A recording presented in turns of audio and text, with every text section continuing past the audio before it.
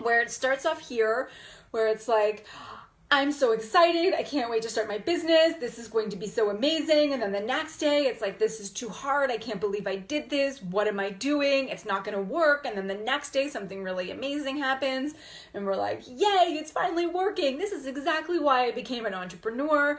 And then we're back down again because we made a mistake, or we took on a client that we shouldn't have taken on, or we didn't do the work that we needed to do. So we feel like we screwed up. And then the next day after that, we feel really good. And then we get down to the bottom again, where we're like, what the hell was I thinking? I need a regular paycheck. This is going to make me lose all of my finances. I'm never going to have like another savings account. What am I doing? And then we go back up again, and then we go back down again, and then we're like, oh, yay, awesome. This is why I became an entrepreneur. But it's not just the life of an entrepreneur. It's the life of all of us. It's like our human lives.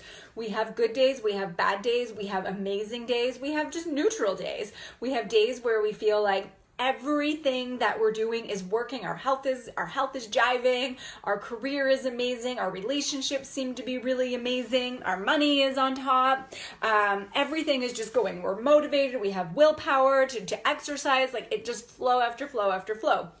We can wake up the next day, and some of us can be 5 minutes later and we're just like, my whole entire life sucks after just being up there. That's the process of life. That's just the emotional scale of being a human. So I was talking to my husband yesterday. We were sitting down for dinner, and as you all know, I've set this massive, massive goal around my digital course, Unleash Your Inner Contagiously Positive. I want this. I want to achieve this goal. I want to work on it every single day. It's the only thing I want to talk about. It's just like consuming me because I want it so bad. Not just for me, but for the 1,000 women that I set the goal around as well. But I was saying to him, I'm like, I'm so incredibly happy right now. But on the other side of that happiness, I have this extreme fear and anxiety around this goal. And we just started talking about it, and I started to pay attention to what was happening as I was talking about the fear aspect of it, as I was talking about the anxiety. I started to sense that anxiety was becoming a bigger momentum than the happiness that I just stated that I was feeling. So I stopped myself and I had this conversation with my husband about this. I said, there is a good example of the emotional scale. I'm feeling both extreme joy, extreme happiness. I've had the best day, the best weekend, the best week. And then I'm also feeling anxiety around this one other area of my life. And if I allowed that anxiety to gain momentum and be the only thing that I was thinking about, it would have a domino effect on the other areas of my life. And all of a sudden, the happiness that I was feeling would be down here. And I would actually forget all the things that I have to be happy about. They're not gone. All of that stuff's still there. But my anxiety has now taken over. The fear's taken over. It's gained momentum. And it's like this fog, right? It's like this fog. This fog comes over and we forget all of the things that we actually were happy about 5 minutes ago. So I stopped myself and I said to my husband, I'm just going to allow the fear, because I think that's a totally normal reaction to when you want something and when you've set a goal over something and when you're working towards something. It's absolutely 100% normal to have the fear. But what I'm going to do is all the action that I take is going to be from over here, from the happiness place. And I think what we do a lot, and I'm the same here as well, is we feel the feeling.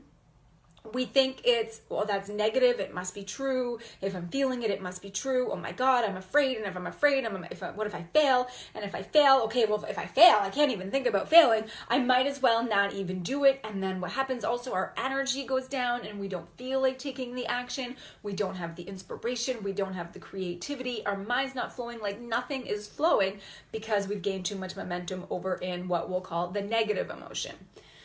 So instead of allowing the fear and the anxiety to be our decision maker, to be the thing that decides what we should do next, we need to turn and pivot and say, okay, well, I actually want to feel happy. I actually want to feel the joy of doing this thing. Even with the fear, I'm still really excited about going after this. I might fail, but at least I'll know that I tried. So I'm changing the story. I'm not trying to ignore the fear, because what we resist persists. Ignoring your emotions aren't going to make them go away. Instead, recognize that it's there, because there's a nugget there. I said to my husband, I'm like, you know why I'm feeling fear? You know why I'm feeling afraid? Here's the little nugget there that I'm going to use to move me forward. It's because I freaking care. I care about this so much. I want this so badly for the world, for these women, that I am afraid of me not achieving it, of it not hitting home, of not having that home run, if you will. So instead, I was like, okay, that's awesome. That means I have this passion. That means I have this desire. So I'm going to use those little nuggets of fear and say, use this to push you forward towards your vision, towards the things that you want, and take it and actually ask yourself, what do I actually have control over in this moment? Well, I have control over my reaction. I have control over the actions that I take, even with the negative emotions. I have control over my attitude, and I actually do have control over my emotions. So by asking myself that question and focusing the control on what my mind on what I actually can control, which is my inner world, strengthen your inner world, you can talk yourself in and out of pretty much almost anything. And then what I do is I ask myself, what can I do now from this better feeling place, from the way that I actually want to feel? So if I want to feel the joy, if I want to feel the satisfaction, if I want to feel the success of achieving that goal, I can't get stuck in I'm only going to feel that when I have that thing. I have to be able to take those little baby step actions every single day that helps strengthen my inner world and gets me closer to that goal. Because if I'm only thinking about the finish line, if I'm only thinking about, well, once I have it, I'm going to feel that way, I'm not going to feel that way, because the negative emotions are going to gain so much momentum that my reaction, my attitude, my emotions, and the actions that I take are all going to be based on fear-based emotions, fear-based decisions, not from the actual place that I want to be making them from, which is why I'm doing what I'm doing in the first place. So if you're in this state right now of this, whether it's your health, your career, your relationships, your money, whatever it is, don't try to ignore the reality of what you're in right now. If you're feeling afraid, if you're feeling a lack mindset, if you're in debt, if you're not feeling healthy, if you're not feeling motivated, if you're unhappy, if you're judging yourself, if you have limiting beliefs, don't ignore them. What you do is you pay attention to what they're trying to tell you. Because when you're not healthy, that's your body saying you need to get healthy. Pivot. Do things that make you feel healthy. When you're not feeling good in your relationships, when you're not feeling supported, when you're not feeling loved, that's a good indicator that something is missing. You need to shift and you need to fix something. You need to pay attention to something. You need to bring in more of that thing that you want in your relationship. If it's your career and you're just not feeling it in your career or in your job, and you're going to work every day and you're feeling unsatisfied and you're feeling unfulfilled, well, that's a really good emotional trigger saying, maybe I'm not doing the work that I need to be doing, because just because you're good at it doesn't mean you need to be doing it, right? And that's what we do.